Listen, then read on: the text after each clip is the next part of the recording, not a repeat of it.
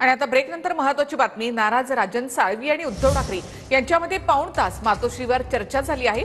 कोकणातील निकालावरून मातोश्रीवरील बैठकीमध्ये खडाजंगी झाल्याची माहिती आहे।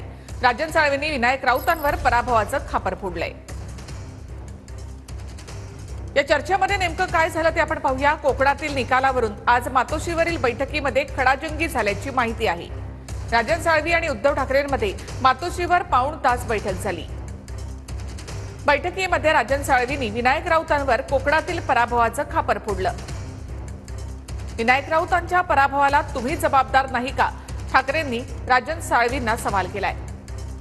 विनायक राऊतांना मी 21,000चं लीड मिळवून दिलं, त्यामुळे मी जबाबदार कसा, असा प्रतिसवाल यामध्ये साळवींनी केलाय। तुमच्या म्हणण्यानुसार आता काय करायचं, उद्धव ठाकरे यांनी राजन साळवींना पुन्हा प्रश्न केला।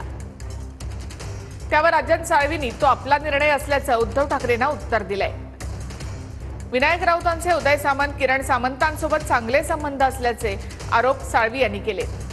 तुम्हाला काय निर्णय घ्यायचा आहे तो घ्या, उद्धव ठाकरेंनी राजन साळवींना सांगितलंय।